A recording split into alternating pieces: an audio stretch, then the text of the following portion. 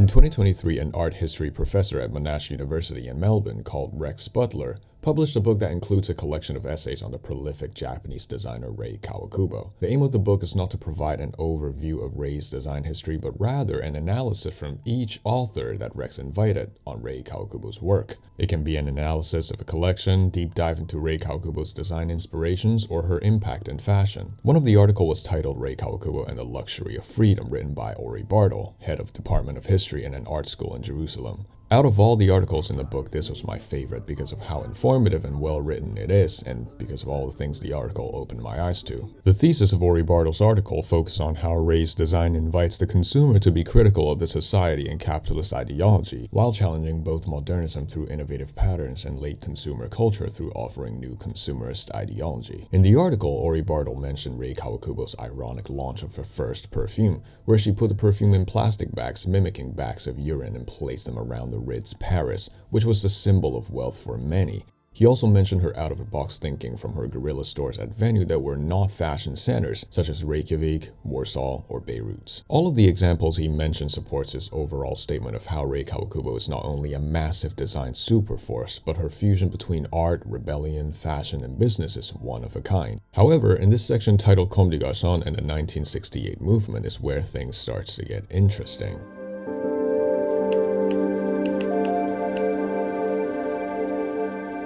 Since the World War II, Japan has been engulfed in a rehabilitation state. The country is recovering from the wound of war, and the people are starting to look to a different kind of lifestyle and way of thinking. And one of the cultural aspects that started to take off towards a new direction along with various societal change was art.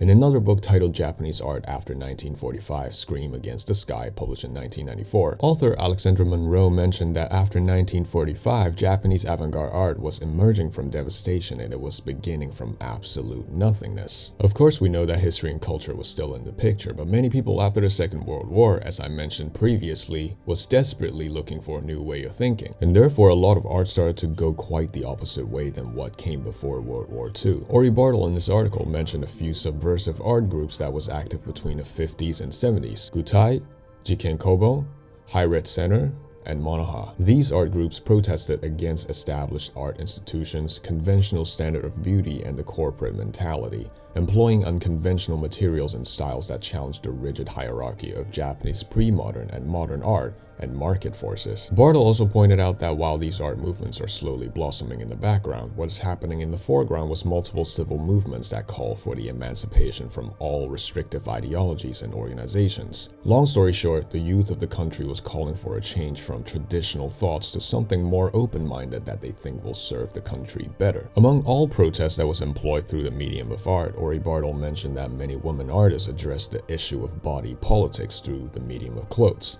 like the electric dress by Atsuko Tanaka in 1957, where she made a dress out of light bulbs of all sizes, or Yoko Ono's cut piece, where she would kneel on stage with a pair of scissors next to her, and the audience is free to come up and take the pair of scissors and cut a piece of the dress off. These art pieces individually and collectively broke the boundary between art and the body and highlighting the ongoing issue of body politics as well as criticizing it. And then Bartal finally landed back on Rei Kawakubo and connected Kawakubo's clothes with the avant-garde art movements that we mentioned earlier. Ulrich Bartal described her designs challenged modern fashion's imaginary body, and she raised the issue of body politics and fought against this concept. Rei Kawakubo's clothes were definitely against the grain back then. A really simplistic way to look at it would be to compare where Parisian high fashion was in the late 80s and then do a side-by-side comparison with her work. It was definitely not the norm. And as you may already know, Rei Kawakubo's groundbreaking way of imagining fashion isn't restricted to just her early career. It's her entire design philosophy. Famous collections like Punk Ballet or Body Meets Dress, Dress Meets Body, they are all windows into fractions of what Rei Kawakubo can do and can make us feel. So we are halfway through Ulrich Bartal's essay, and a very informative section actually detailing how Rei Kawakubo was influenced by post-war cultural and economic shift, and also the various avant-garde art movement that called for and kickstarted the change in art perception in contemporary Japan. But what if I tell you that this is all untrue? That this very logical chain of events that happened in the art scene from 1945 to Rei Kawakubo's debut was directly debunked by Rei Kawakubo.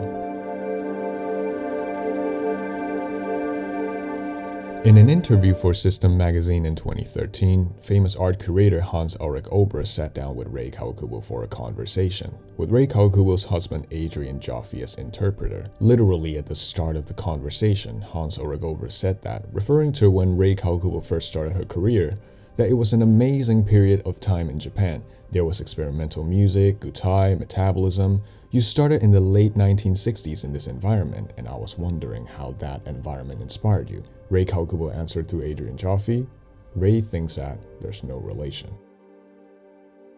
Hans followed up with another question asking Rei Kawakubo about her potential heroes and inspirations, and her answer was just that she wanted to start working and do her own thing. No epiphany, no triggers, no apparent inspirations. She does not collect anything, no music, no dreams. From all these answers, Rei Kawakubo appeared to be very cryptic or secretive about her ingredients to her creativity. Or rather, she doesn't need anything really, because she has the answer in her head already, guided by her own perception on clothes and bodies. So with this knowledge of this interview, is it safe to say that almost everything that Ori Bartal analyzed and speculated through logic and history is all gibberish, nothing but pure conjecture?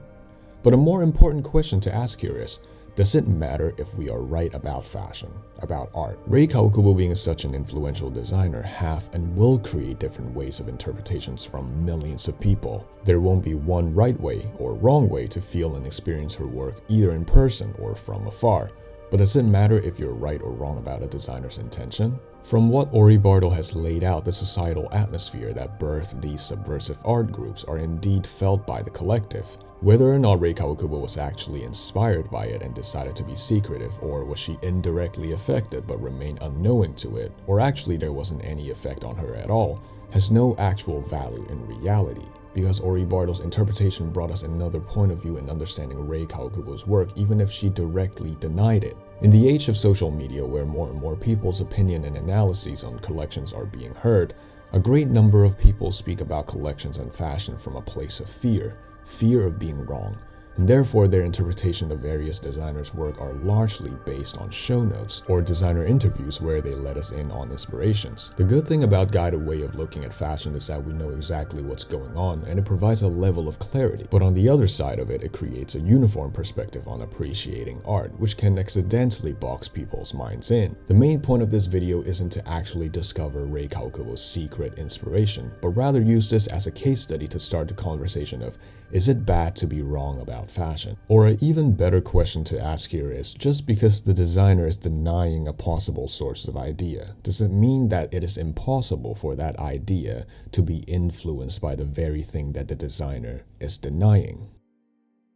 Regardless of this very philosophical situation that we've got ourselves into, I enjoyed Ori's analysis of Rei Kawakubo's work greatly, linking to a cultural background that many of us probably are not aware of, and on top of that, a great amount of depth, just like the rest of the book. And if you have the chance to, please do yourself a favor and read it, because it is indeed my favorite book about Rei Kawakubo. And thank you once again for joining me today on this fashion deep dive journey. I greatly appreciate your support. If you like more videos like this in the future, make sure to subscribe, share this video with people you know that loves fashion, and more specifically that love Rei Kawakubo and would love to join this fashion discourse as well. Thank you once again. Have a good day, and I'll see you in the next video.